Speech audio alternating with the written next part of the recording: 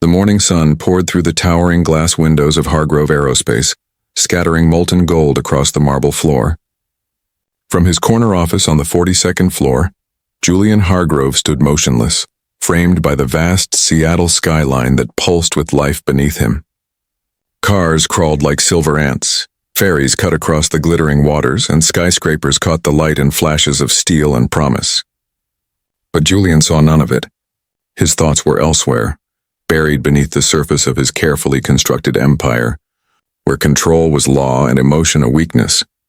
He adjusted the cuff of his charcoal suit, the platinum of his watch glinting sharply against the light. Every detail about him spoke of precision. His perfectly pressed shirt, his posture, his steady breath. Julian Hargrove was a man who had mastered power. Investors feared him. Employees revered him. Competitors envied him. Yet behind that sculpted composure, cracks had begun to form, small but sharp, like fractures in glass. The elevator chimed. He didn't turn. He didn't have to. The sound of heels clicking softly on marble had become a melody he knew by heart. A faint trace of vanilla perfume drifted through the air, wrapping itself around him before she spoke. "Good morning, Mr. Hargrove," Harper said, her voice calm, professional, habitual. But beneath the corporate tone lingered something warm, something tender that belonged only to the man behind the title. Julian turned, and for a fleeting moment, the weight on his shoulders lightened. She looked radiant, her honey blonde hair catching the sunlight like silk, her emerald eyes alive with something he couldn't quite name. Her smile, the one that had once shattered his solitude, still had the power to undo him. She crossed the room, placing a thick folder on his desk. "The quarterly reports are ready for your review." Her ring sparkled faintly as she gestured toward the paperwork. That small, simple band, a symbol of their quiet love, glinted like truth itself. "Thank you," he murmured, eyes lingering on her longer than he intended. There was a brightness in her, a glow that made her seem somehow different, fuller, alive in a way he hadn't seen before. "Harper," he said finally, voice low, almost hesitant. "You look different today." Her lips curved upward, her cheeks tinged with color. "Do I?" she asked softly. There was a tremor in her voice, a quiver of excitement she could barely contain. He frowned slightly. "What is it?" For a heartbeat, the world seemed to still. Harper's eyes shimmered, her hands trembling as she reached into her purse. She pulled out something small, white plastic with two faint pink lines that seemed to glow in the morning light. "I'm pregnant," she whispered, her words fragile, trembling with joy. "Julian, we're going to have a baby." The sound of her voice should have filled him with elation. Instead, it tore something deep inside him. The room tilted. The air thickened. The edges of his vision seemed to blur as a memory, old but sharp, stabbed through him. An office, a doctor's cold voice, the sterile smell of antiseptic. "I'm sorry, Mr. Hargrove, you're sterile. Complete azoospermia. You'll never father a child naturally."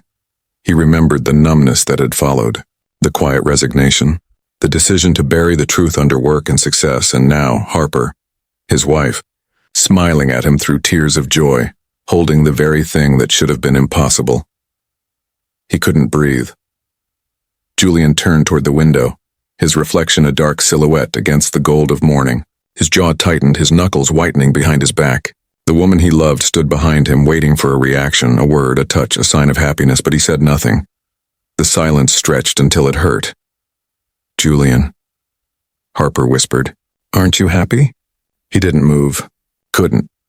The walls seemed to close in, the hum of the city fading beneath the deafening roar of his thoughts. His heart wanted to believe her. His mind refused. If I can't be a father, then whose child is she carrying? The question pulsed in his chest, poisonous and consuming. And for the first time in years, the unshakable Julian Hargrove felt his world begin to collapse from within. The seeds of doubt night had long since fallen over Seattle, but the Hargrove mansion burned with light. It stood on the edge of Mercer Island like a fortress, glass, steel, and silence. The kind of silence that didn't comfort, but accused. Julian sat in the study, the amber glow of his desk lamp carving shadows across his face. His tie hung loose, his shirt collar open, yet his posture remained rigid. The untouched glass of whiskey beside him reflected the dim firelight, still amber, restrained, just like him. Across the room, the faint sound of laughter echoed. Harper's laughter. She was in the living room, video calling her sister. Her voice, usually soft and soothing, carried a bright joy that seemed to pierce through the thick air between them. Julian listened, eyes fixed on the flames. She's so happy, he thought bitterly, fingers tightening around the armrest. Happy enough to forget I haven't smiled in days. The image of the pregnancy test still haunted him. 2 pink lines, symbols of joy for her, symbols of betrayal for him. It replayed in his mind every hour, every time he looked at her. He'd built an empire from logic, precision, and numbers. Yet no equation, no calculation could explain how his wife, the woman he trusted, could be carrying a child when science had already stripped him of that ability. And so, logic turned against him.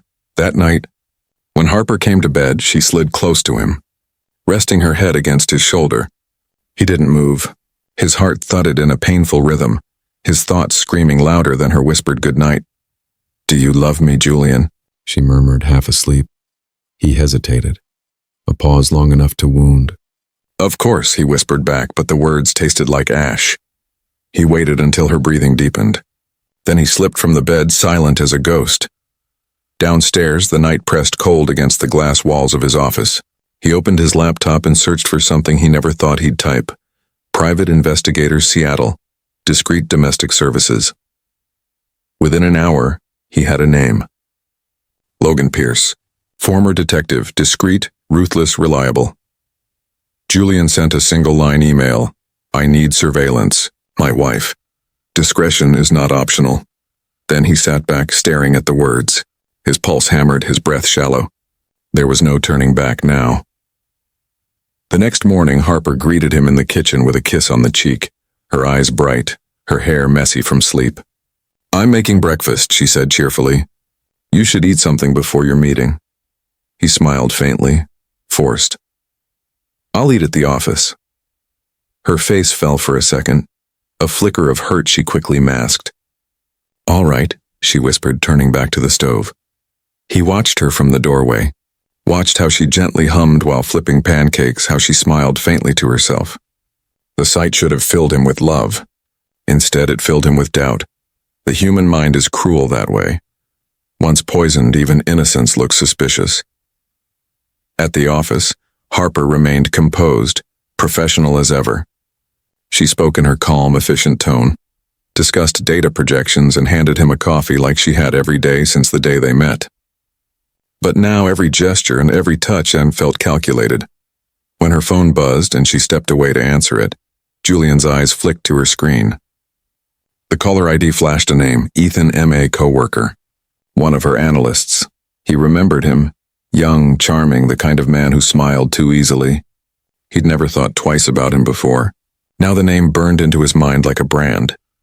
That night, when Harper fell asleep beside him again, Julian retrieved the mug she had used at breakfast. Carefully, mechanically, he placed it in a sealed plastic bag. By the next day, Logan Pierce had it. "We can cross-match this with the baby's DNA when he's born," the detective said in a gravelly voice. "And we can find out if he's yours." Julian didn't answer. He only stared out at the Seattle skyline. The same skyline that had once symbolized ambition now reflected his torment. Weeks passed. Harper's belly grew rounder, her laughter softer. She decorated the nursery with stars and wooden toys, choosing colors and names. She invited Julian to help, but he stood at the doorway watching like a stranger looking in on another man's happiness. At night, Harper would whisper, "He kicked," and place his hand on her stomach. The first time she did, Julian felt the faint flutter beneath his palm. A heartbeat. Life. For a moment, his chest ached with something pure. But then, the thought returned, cold and cutting. If I can't be a father, whose heartbeat am I feeling? He withdrew his hand. Harper frowned, hurt. He looked away. The next day, he had the investigator tail her. By the end of the week, Logan sent photos. Harper outside a cafe laughing with Ethan, their arms brushed. Harper leaned in. Her smile glowed. The photo burned itself into Julian's mind. He didn't see that the moment was innocent. He didn't see that she was laughing about work or that Ethan had left right after. All he saw was betrayal. Julian's reflection in the window that night looked unfamiliar, colder, harder. The man who once built rockets to reach the stars now wanted only one thing, the truth. And as the storm rolled in over Seattle, Julian Hargrove vowed silently he would uncover it, no matter the cost. The distance between them, the storm that rolled over Seattle that night seemed to stay for weeks. Rain streaked endlessly down the glass walls of the Hargrove mansion, blurring the world outside into a watercolor of grays. Inside, the silence grew heavier, the air colder. Julian sat in his office long after midnight, the city lights reflecting in his eyes like dying stars. His empire had never been stronger. New contracts, soaring stocks, his name in every magazine headline. Yet he'd never felt smaller. He stared at the photo again. Harper, laughing, a man beside her, a hand too close to hers. The private investigator's report lay open before him, each word another nail driven into the coffin of his trust. Met with Ethan M. at Café Solis, 11:43 a.m. Duration, 38 minutes. Engaged conversation. Physical proximity noted. Just ink, just data. But to Julian, it was enough to twist the knife deeper. He shut the file, jaw clenched, the muscles in his neck tightening until it hurt. Harper was asleep upstairs, or pretending to be. He didn't know anymore. She moved through their house like a ghost these days, her laughter rare, her eyes often glistening as if she'd been crying in secret. He couldn't reach her. Worse, he didn't trust her enough to try. The next morning, the house smelled like pancakes again. Harper hummed softly, the same tune she used to sing when they first moved in together. She looked over her shoulder and smiled when she saw him standing in the doorway. "Good morning," she said brightly. "I made your favorite." Julian nodded, his expression unreadable. He sat at the counter watching her pour coffee. Her movements were careful, graceful, too graceful, almost rehearsed. He hated himself for thinking it, but he couldn't stop. Every smile she gave him now felt like a lie wrapped in sweetness. "Do you have a meeting today?" she asked, setting the mug down gently. "Yes." His tone was clipped. She hesitated. "I was thinking we could go look at baby furniture after lunch. Maybe the crib—" "Harper," he interrupted without looking up. "I have a board call at 1, then a dinner meeting." "Oh." The word came out small, fragile. She nodded, turning back to the stove. "Okay, another time then." Her voice trembled slightly. She blinked fast, fighting tears. Julian saw it and ignored it. The walls between them grew thicker by the day. Conversations became shorter. Meals became quieter. Harper tried. She tried in 100 small ways. Leaving notes in his briefcase, making his favorite dinners, playing the piano softly at night like she used to. But every gesture fell against a wall of suspicion. Julian told himself he was simply busy, focused. But deep down, he knew he was avoiding her, avoiding the truth he was too afraid to face. That night, Harper stood at the doorway of his study watching him work.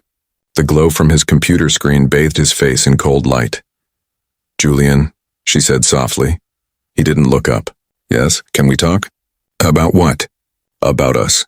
He froze, fingers hovering over the keyboard. She stepped closer, her voice trembling. "You barely look at me anymore. You don't touch me. You don't even seem happy about the baby. I don't understand what's happening." Julian closed his laptop slowly and looked up at her. His eyes were calm, too calm. "Not everything is about feelings, Harper," he said evenly. Her heart cracked at the sound of his voice. It wasn't cold. It was empty. "Julian, please," she whispered, tears spilling now. "If I've done something wrong, tell me. Don't just shut me out." His jaw tightened. He wanted to tell her everything. The diagnosis, the doubt, the pain. But pride strangled the words before they could escape. Instead, he said quietly, "You should rest. It's late." Something inside her broke. She turned away, biting back a sob. When the door closed behind her, Julian leaned back and covered his face with his hands. For the first time in years, he wanted to cry. But tears wouldn't come. Instead, he reached for his phone. "Pierce," he said when the detective answered. "Keep watching her." "Already on it," came the reply. "But if I can speak freely, Mr. Hargrove, you're looking for ghosts. The lady's clean." Julian's silence was sharp. Just keep watching." He hung up and stared at the city again. The rain hadn't stopped. It never seemed to. Days turned to weeks. Harper's belly grew round and beautiful. She glowed with maternal light, the kind that softened her every feature.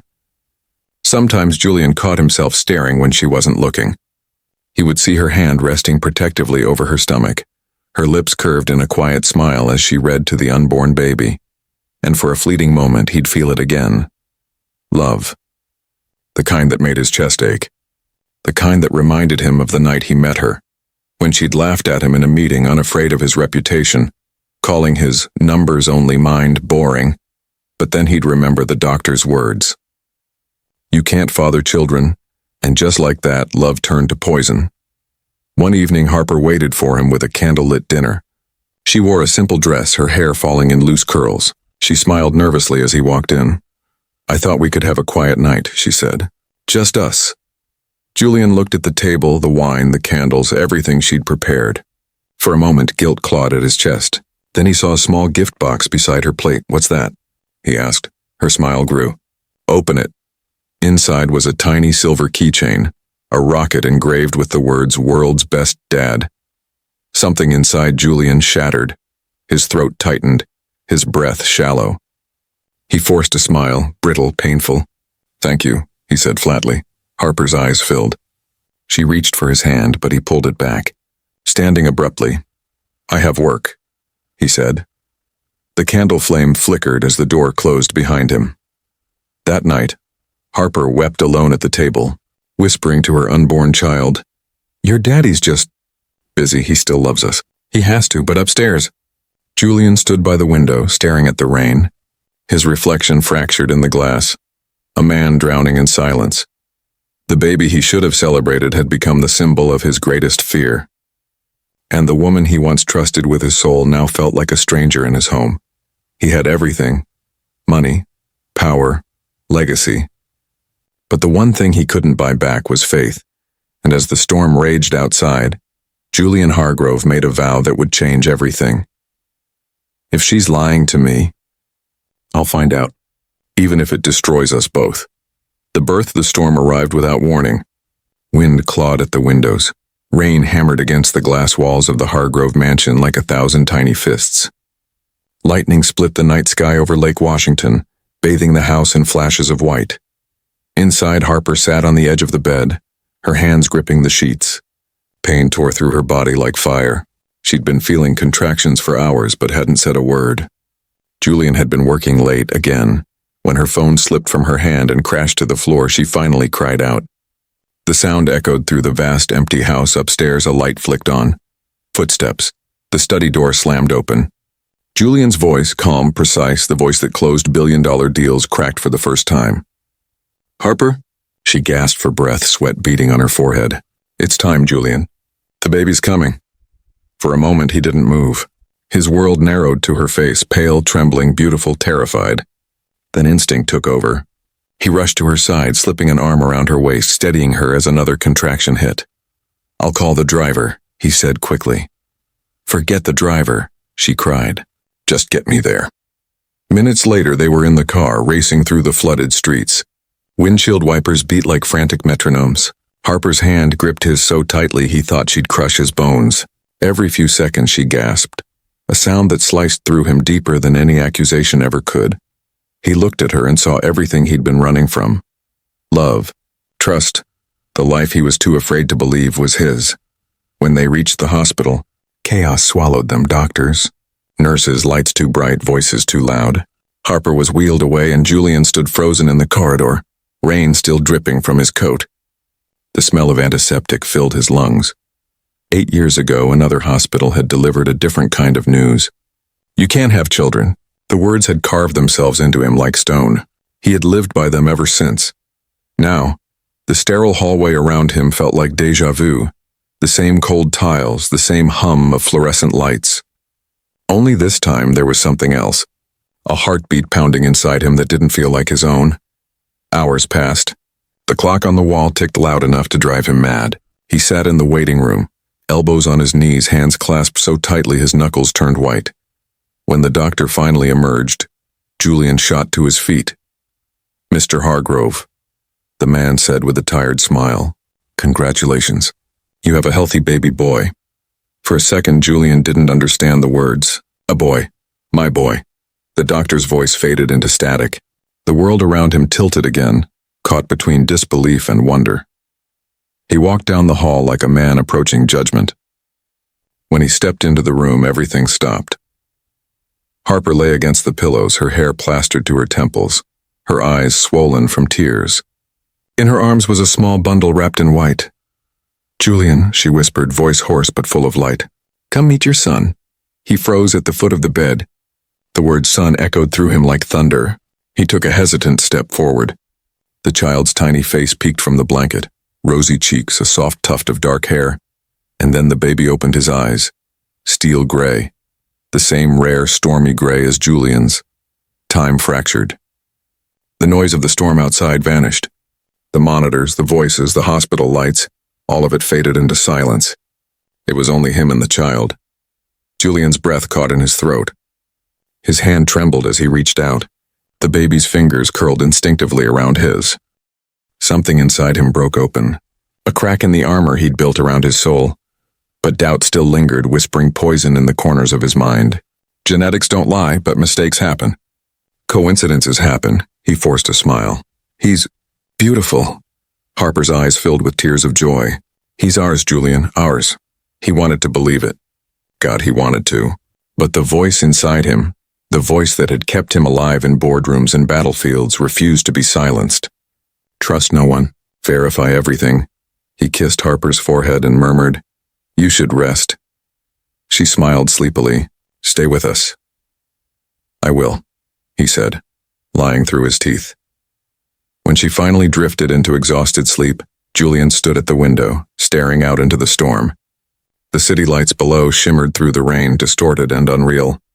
He turned back toward the bassinet. The baby slept peacefully, his tiny chest rising and falling. Innocent. Perfect. Julian's hand hovered above him, shaking.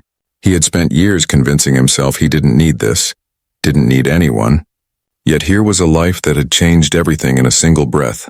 But love for Julian had always been a battlefield. And in the battlefield of the heart, he trusted only evidence. Quietly, methodically, he took a soft cotton swab from the nurse's station. One gentle stroke across the baby's cheek, another over the edge of the blanket. He sealed it inside a sterile envelope and slid it into his inner jacket pocket. A storm raged inside him, hope colliding with suspicion, love strangled by fear.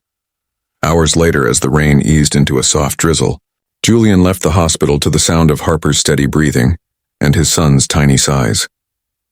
The city glistened beneath the dawn. He didn't look back. In the back seat of his car, he held the envelope tightly, the sample that would soon tell him the truth he both needed and dreaded. His reflection in the window was that of a man divided, half father, half interrogator. As the driver pulled away, lightning cracked once more across the horizon. Julian whispered under his breath, the words carried away by the storm's dying wind. "If this child is truly mine, then I've destroyed the only woman who ever loved me. And if he wasn't, then the empire he'd built, the life he'd crafted, and the love he'd trusted had all been built on a lie." The night he brought them home from the hospital, the house didn't feel like home anymore. It felt like a museum, quiet, polished, sterile. The kind of place where people came to look at happiness, not live inside it. Harper's soft voice filled the nursery upstairs, low and melodic as she rocked their newborn to sleep. Julian stood in the doorway, his hand resting against the frame. He should have felt peace. Instead, his heart was an ocean of noise. The baby, his baby, slept soundly in Harper's arms. She looked at the child like he was made of light. Her eyes glowed with a tenderness so pure that it almost hurt to look at her. "You should rest too," Julian said quietly. His voice was gentle but distant, the kind of tone people use when they don't want to be asked what's wrong. Harper smiled faintly. "I'm not tired, I can't stop looking at him. He's perfect." Julian's eyes flicked to the baby's face, tiny lips, a button nose, a small fist curled tightly against her arm. He wanted to believe in that perfection, but the voice in his head, cold, logical, merciless, whispered again, "You can't father children. You know the truth. Don't let love blind you now, he forced a small nod. He is. When she finally drifted to sleep in the nursery's rocking chair, Julian stood over the crib. Moonlight spilled through the window, washing over the baby's face, soft, peaceful, innocent. He reached down, hesitated, then gently lifted a tiny pacifier from beside the crib. His fingers brushed the baby's cheek, warm and impossibly small. The child stirred but didn't wake. Julian's chest tightened. He slipped the pacifier into a small sterile bag and placed it inside his jacket. His every movement was careful, deliberate. The precision of a man doing something he shouldn't but believing he must. The test would take days. Days that would stretch like years. The next morning, Harper woke to find Julian already gone. His side of the bed was untouched, cold. She checked her phone. A message from him blinked on the screen. Had an early meeting. Don't wait for me, she sighed, setting the phone aside. He'd been distant before, but this was different, colder, empty. It had been like this since the pregnancy. Every time she reached for him, he pulled away. Every time she tried to talk, he shut down. Now, holding their baby, she whispered softly, "He loves us. He's just scared." But even as she said it, a tremor ran through her voice. That night, Julian sat in his office long after the sun disappeared behind the skyline. The DNA lab's envelope sat on his desk, ready for shipping. He stared at it for hours before finally sealing it shut. He could end his torment with a single test, but that truth once known could never be undone. A knock at the door startled him. "Julian?" Harper's voice was gentle, cautious. The sound of a woman walking on emotional glass. "You've been in here all evening." He cleared his throat and straightened. "Just catching up on work." She stepped closer. "It's after midnight. You need to rest." "I will." Her eyes flicked to the untouched dinner on the side table. "You haven't eaten." "I'm not hungry." Something inside her broke then. She crossed her arms tightly, her voice cracking. "You barely speak to me anymore. You don't hold me. You don't even look at me the same way." Julian said nothing. His silence screamed louder than any accusation could. Harper's eyes filled with tears. "Tell me what I did wrong." He looked up slowly. Their eyes met, and for the briefest moment Julian's mask slipped. Grief, guilt, and longing all flashed there like lightning before the storm. But then he looked away. "You didn't do anything wrong," he said quietly. "Then why do you treat me like you hate me?" He stood abruptly, walking past her. "I don't hate you." "Then what is it?" she cried, grabbing his arm. "Julian, please. If something's wrong, talk to me." His jaw tightened. "I told you nothing is wrong." "Don't lie to me," she whispered. "You think I can't feel it? The way you look at me like I'm a stranger?" He turned to her then, his voice rising despite himself. "Harper, I said drop it." The sound cut through the room like a blade. Harper flinched as tears spilled down her cheeks. For the first time in their marriage, Julian saw fear in her eyes. He froze, his chest heaving. "I didn't mean..." But she was already walking away, her voice trembling. "You're not the man I married." The door closed softly behind her. Julian stood in the silence that followed, his pulse hammering, guilt tearing through him like glass. He sank into the chair, buried his face in his hands, and for the first time in years, he broke. The next morning, Harper acted like nothing had happened. She smiled, made breakfast, kissed his cheek. But her eyes were red, her smile fragile. Julian wanted to apologize, to tell her everything. But the envelope was already gone, shipped overnight to a private genetic lab under a false name. There was no taking it back now. Days passed. He buried himself in work, but his mind never left the house. Every cry from the baby monitor, every laugh Harper posted on her Instagram story, every text from her that said, "We miss you," felt like another cut. At night, he wandered into the nursery and stood silently in the dark. Sometimes the baby would wake and stare at him, big gray eyes unblinking, curious. He'd hold the crib rail and whisper, "I'm trying, little one." I'm trying to believe, but he didn't, not yet. Then one evening, his phone buzzed. A message. Unknown number. Results ready.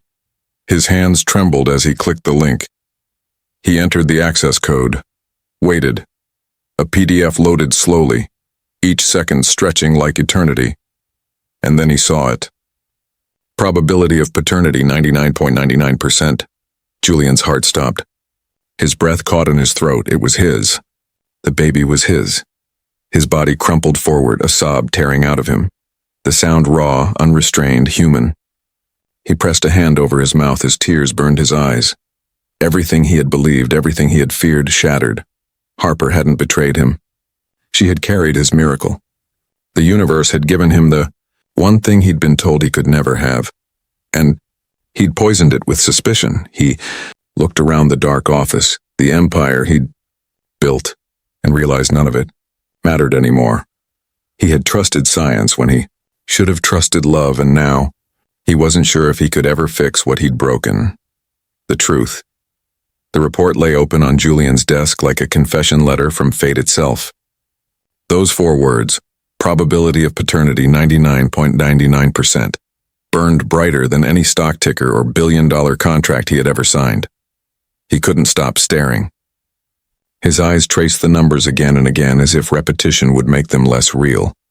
But there it was, his son, his own flesh and blood. The paper trembled in his hand as guilt surged through him like a living thing, clawing at his chest until it hurt to breathe. He had doubted her, watched her, humiliated her with his silence, and all for nothing. The realization crashed over him like cold ocean water, shocking, suffocating, and cleansing all at once. He pushed the chair back and stood abruptly, the report falling to the floor. His knees nearly buckled. For a moment, the billionaire who had conquered industries couldn't even stand upright beneath the weight of what he'd done. In that moment, Julian Hargrove, the legend, the CEO, the invincible mind of Hargrove Aerospace, was no longer a man of power. He was just a man who had broken the heart of the woman who loved him most. The office felt too small, the walls too close. He ran a shaking hand through his hair and stared out the window. The Seattle skyline glimmered beneath a blanket of fog, distant, indifferent. She never betrayed you, a voice whispered inside him. You betrayed her. He walked to the nursery. The door was slightly open and faint moonlight poured through the curtains. Harper sat in the rocking chair wearing one of his old shirts, their son asleep in her arms. Her head rested against the chair's back, her lips curved into a tired, peaceful smile. Julian froze at the doorway, his throat closed. He wanted to rush to her, to fall to his knees, to beg forgiveness until she understood how much he hated himself for what he'd done. But guilt chained him in place, so he just stood there watching them. The 2 souls he'd spent months punishing for sins they never committed. The baby stirred softly, making a tiny sound. Harper murmured something in her sleep, kissing the child's forehead before adjusting the blanket. Julian felt something break inside him again, not like glass shattering, but like an old lock giving way. For the first time in years, tears spilled freely down his face. He backed away quietly, clutching the wall for support. Tomorrow, he decided. Tomorrow he would tell her everything. Morning came slow and pale, painting the house in shades of silver and blue. Harper was in the kitchen when Julian found her, hair loosely tied back, humming softly as she poured coffee. She looked exhausted but radiant, the kind of beauty born not from perfection but from love and endurance. He stood in the doorway for a long time, watching her. She turned, smiling gently when she saw him. Good morning. He tried to return the smile, but it faltered halfway. Harper, he said quietly. She sensed the change immediately. Her hands froze around the coffee mug. What is it? He walked toward her, each step heavy. We need to talk. Her stomach tightened. About what? About everything, he said, voice trembling slightly. The calm in his tone scared her more than anger ever could. Julian reached into his jacket pocket and pulled out the folded DNA report. He placed it on the counter between them. Harper looked down, confusion clouding her eyes. What is this? Open it, he whispered. She hesitated, then unfolded the paper. Her eyes scanned the words. Once, twice, then again, slower. When she finally looked up, her face was pale. A DNA test, she breathed. You tested our baby? Julian's jaw clenched. He couldn't meet her eyes, her voice cracked. You thought he wasn't yours. The sound of it, her disbelief, her heartbreak, sliced straight through him. He looked up then, his eyes full of anguish. Harper, please, no, she cried, stepping back. Don't you dare ask me to listen after that. Her hands shook as she held the paper. You tested our baby behind my back? You spied on me? You actually believed I would cheat on you? Julian's voice broke. I didn't want to. I didn't want to believe it, Harper. But you thought what? She shouted. That your wife, the woman who stood by you through everything, who loved you before the world knew your name, would betray you? He took a step forward. The doctor told me I was sterile. Her expression shifted from rage to confusion, then to pain. What? 8 years ago, he said hoarsely. They said I could never have children. I didn't tell you because I didn't want pity. And when you told me you were pregnant, I thought it wasn't possible. Tears streamed down her cheeks. So instead of trusting me, your wife, you trusted science? He dropped to his knees, his voice raw. I didn't trust myself. For a moment, the house was silent except for the baby's faint cry from the nursery. Harper turned toward the sound instinctively, tears falling faster now. Harper, Julian whispered, I was wrong. God, I was so wrong. You didn't deserve any of it, the distance, the suspicion, the silence. I destroyed you when all you did was love me. She stared at him, the man she once believed incapable of breaking. And there he was now, broken, shaking, begging. You didn't just doubt me, she said quietly, voice trembling. You doubted us. Julian's tears blurred everything. I know, he whispered. And I will spend the rest of my life trying to earn your forgiveness, if you'll even let me try. Harper wiped her tears roughly, her shoulders trembling. She looked at him for a long time, the man she had loved, the man who had crushed her. Then, without a word, she turned and walked away to the nursery. Julian stayed kneeling on the cold marble floor, the sound of her footsteps fading. Through the open doorway, he saw her pick up their son, his son, and cradle him close, whispering through her sobs. The sight broke him all over again. He pressed his forehead to the floor and wept. That night, the house was silent again. Harper didn't come to their bedroom. She slept in the nursery, the baby curled against her chest. Julian lay awake alone, staring at the ceiling until dawn. He had everything a man could ever want: wealth, success, power. But now he finally understood what mattered most, and it wasn't his empire. It wasn't his name. It was them, and he might have lost them both forever. As the sun rose over Seattle, Julian stood by the window, clutching the DNA report one last time before tossing it into the fire. The flames devoured the paper instantly, curling it into ash. He watched until nothing remained.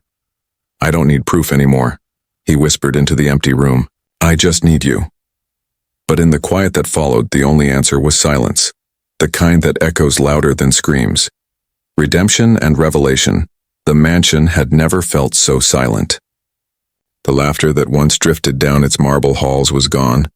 Only the faint hum of the nursery monitor filled the night, the sound of Harper's soft lullaby echoing from the room Julian no longer entered.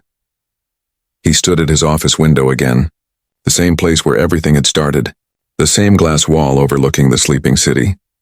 The skyline shimmered under the rain, its lights reflected in his hollow eyes. It had been 3 weeks since the truth, 3 weeks since Harper had discovered what he'd done. And in those 3 weeks she hadn't said I love you once. She spoke to him only when necessary, calm, polite, distant. The way one might speak to a stranger renting a room in their home. Julian couldn't blame her. He had carved that distance himself. Every night he'd hear her voice through the monitor, gentle, broken, singing to the baby. Hush, little one, don't you cry. The song was a knife wrapped in silk. He would stand outside the nursery door for hours listening, wanting to knock, wanting to beg, but never finding the courage. He knew that some wounds didn't close. Some just became part of the skin. Months passed. The seasons shifted. Julian changed. The man who once measured time by quarterly reports now measured it by milestones. The baby's first laugh, first crawl, first time saying "Daw." Harper had been there for all of it. She smiled for the child, played, sang, and gave everything she had to him. But her smiles never reached her eyes when Julian was in the room. He became a quiet ghost in his own house. Always there, never with them. Yet every morning, before sunrise, he would go into the nursery after Harper had gone to shower. He'd lift the little boy, his son, his miracle, from the crib and hold him against his chest. The boy would giggle, pressing tiny hands against his father's face, tugging at his hair. And in that moment, Julian felt something holy, a love that burned and healed all at once. He'd whisper to him, "I don't deserve you, but I'll spend the rest of my life trying." And he meant it. He canceled his weekend board meetings. He took paternity leave for the first time. He spent mornings pushing a stroller through quiet parks while Seattle still slept. The tabloids called it the Billionaire's transformation. The staff whispered about how he'd gone soft. But Julian didn't care. For once, he wasn't chasing the world. He was chasing redemption. Only Harper remained out of reach. One evening, Harper was in the garden behind the house watching the sunset while their son toddled through the grass. Julian approached quietly, unsure whether to speak. She turned when she heard his footsteps. Her face softened at the sight of the child, but her eyes hardened when they met his. He stopped a few feet away. "You're both beautiful," he said softly. She didn't respond. The child stumbled, and Julian quickly caught him before he fell. Harper watched silently as Julian knelt on the grass, holding the boy in his arms, smiling despite the dirt on his $1,000 suit. "Got you, little man," he whispered, his voice thick. "Dad's got you." For a flicker of a moment, Harper's expression changed. Not forgiveness, but something gentler. Maybe pity, maybe memory, but it passed. She gathered the child from his arms and stood. "It's getting cold," she said quietly. "I'll take him inside." He nodded, his throat too tight for words. As she walked away, the setting sun painted her hair gold. She looked ethereal, untouchable. He watched her until the door closed behind her. And for the first time, Julian accepted it. The truth that love doesn't always return to the place it began. Years passed. Julian Hargrove's empire continued to thrive, but he had changed the way he ran it. The ruthless titan was gone. The man who once demanded perfection now built a company that gave paternity leave, that donated to children's hospitals, that funded fertility research. His investors called him sentimental. His competitors called him foolish. He didn't care. Every evening, no matter what meeting he was in, he left work at 6. Every night he came home, cooked dinner for his son, and read him stories until he fell asleep. Sometimes Harper would linger in the doorway, arms crossed, watching the two of them. The love in her eyes wasn't for him anymore, not the way it used to be, but she didn't stop him from being part of their world. It was mercy in its quietest form. One night, as rain whispered against the windows again, the same kind of night when it had all begun, Julian stood in the nursery. His son, now 4, slept peacefully. He brushed the boy's hair back gently, then noticed Harper standing in the doorway. They didn't speak. The silence between them was heavy, but not angry anymore. It was tired, soft. After a long moment, Harper said quietly, "He adores you, you know." Julian smiled faintly, his voice low. "He's my everything," she nodded. "You're good with him." "I wasn't always good at anything that mattered," he replied. "But I'm trying." Her lips curved slightly, then faded into something sad. "I know you are." Their eyes met, a fleeting spark of the love they once had. Then she whispered, "Good night, Julian," and turned away. He watched her walk down the hall until she disappeared from view. That was the last night they ever stood in the same room together. 2 years later, Julian woke to the sound of little feet padding into his room. "Daddy," the boy whispered, climbing into his bed. "Mommy says it's time for school." Julian smiled, brushing the child's hair. "Go tell Mommy I'll be right there." But when he came downstairs, Harper was already gone, a note on the counter in her looping handwriting. "We'll always be a family, even if we're no longer together. Thank you for being the father our son deserves." He stood there for a long time, the morning sun spilling through the windows, his chest aching in that quiet, permanent way that only love lost can ache. He folded the note carefully and slipped it into his wallet, where it stayed for the rest of his life. Years later, at an awards gala, a journalist asked Julian Hargrove what his proudest achievement was. He didn't mention his aerospace empire. He didn't mention the billions he'd earned or the innovations his company had created. He simply smiled, eyes distant, voice soft. "My proudest achievement," he said, "learning that sometimes love doesn't forgive you, and loving anyway." That night, after the cameras were gone and the speeches ended, Julian returned home alone. He stood by the window again, the same one where the story had begun, and watched the city lights flicker across the water. On his desk sat a framed photo.